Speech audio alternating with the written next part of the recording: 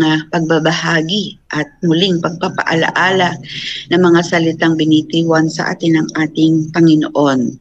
So napakaganda nga po, napakalinaw ng pagkakahayag ng mga salita ng Diyos ni Sister Lea. Maraming salamat, Sister Lea. Pagpalain ka ng Diyos. Okay po, so sabi nga, there is power in the name of Jesus. Talaga naman po, napakalakas, napakatindi po ang power na ibinibigay sa atin sa pangalan ni Jesus. Subalit, kinakailangan magkaroon tayo ng deep relationship sa Kanya upang magaya natin kung ano man yung ginawa ng ating Panginoon at ginawa din ng kanyang mga apostol, just like Pablo. So, natutuwa nga po ako dito doon sa mga unang talata, gawa ng yung ginagamit bagay yung mga panyo, yung panyo at damit, yung pala, ay kaya pala doon minana yung mga, yung nakikita natin noon sa El Shaddai, di ba? Yung mga panyo na tinataas, ayan, so pwede rin pala yung doon pala nagbuhat yung mga ginagawang yon, mga kapatid nating Kristiyano.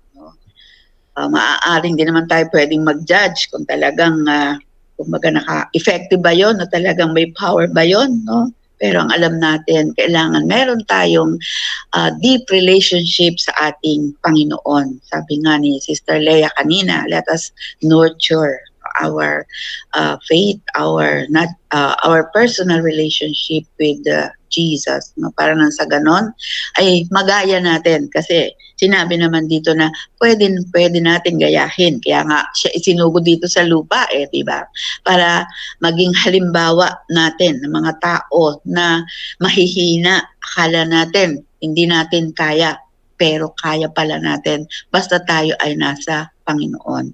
Naalaala ko din yung ibang mga mananampalataya na sa primero talaga parang walang-wala, walang-walang kaalaalam. Pero pagdating na talagang, kumbaga, sa constant studies, yung pag-aaral, continuous learning na nangyayari, makikita mo, mabibigla ka. Ibang klase na talaga yung pagbabahagi. At iba naman yung talagang nagbabahagi na talagang mula sa puso, talagang with all sincerity, nararamdaman mo. At ang pakiramdam mo talaga ay hindi na siya yung nagsasalita, kundi ang banal na espiritu. Yan. So, napakaganda nga pong paalaala sa ating lahat. Kaya't ngayon naman, pakinggan natin yung ating mga mananalangin kung ano po yung kanilang at take home at kung may maidadagdag pa sila dito sa pagbabahaging ito ni Sister Lea. So Sister Mary, Juan, and Sister Susan. Magandang umaga po sa ating lahat at pag-guide sa lahat sa ating Panginoon. Tunay nga pong napakaganda kapahayagan sa araw na ito na binahagi sa atin ng si Sister Lea. Ito po ay isang mahalagang paalala muli sa atin. Lalo na kung minsan tayo ay nanghihina, pero ang panghihina natin, hingi natin ang power ng ating Panginoon. Sabi nga sa pangalan ni Jesus, yung power na ibinibigay ng Panginoon. Tunay ngang mahalaga palagi nating sambitin sa pananalangin yung kapangyarihan ibinigay ng ating Panginoon na tayo meron ding power para natin yung mga pakso sa buhay. Sa bawat buhay ng bawat isa sa atin. Minsan po talaga sa panghihina at nawawalan tayo ng lakas, nawawalan tayo ng tiwala sa ating Panginoon. Kaya isang paalala ito, lalo ngayon sa ating itong mga bahagi ito na talagang napakabuti ng ating Panginoon na ay mabigyan niya ng paalalang ganito, paalala sa bawat isa. Napakasarap na ang naririnig natin sa bawat umaga ay isang kalakasan ng bawat mananampalataya, lalo tayo ay dumadaan minsan sa mga pagsubok, pero nandiyan ang mga salita ng Panginoon na siyang magpapaalala sa atin. Ang kapangyarihan niya ang magbibigay kalakasan ng bawat isa sa atin. Yun lamang po at maraming salamat po. Good morning po sa atin lahat.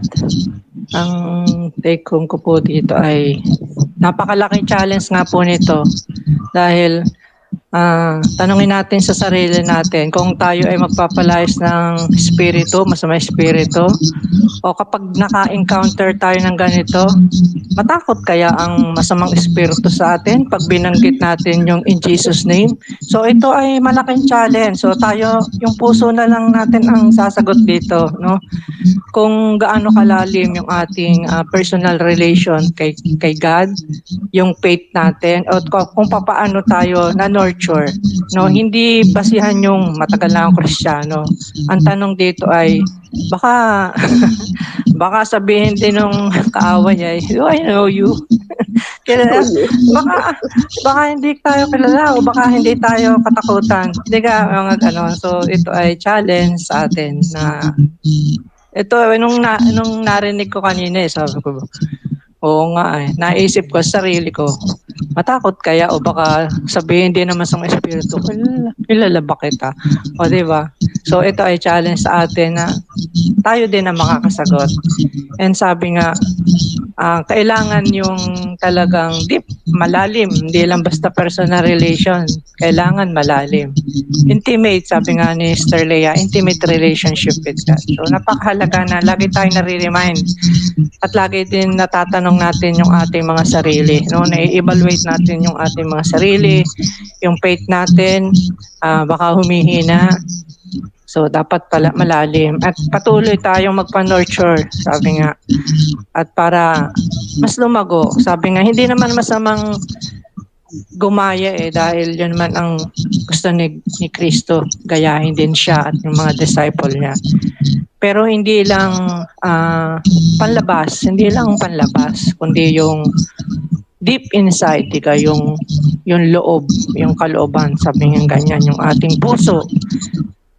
Sabi nga ay puso at kaluluwa ang tatanungin sa atin dito.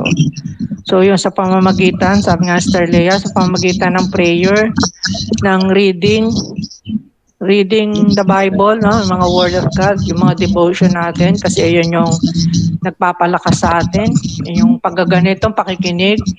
So napakahalaga yung araw-araw meron tayong parang food supplement, spiritual supplement ito na nagpapalakas sa atin.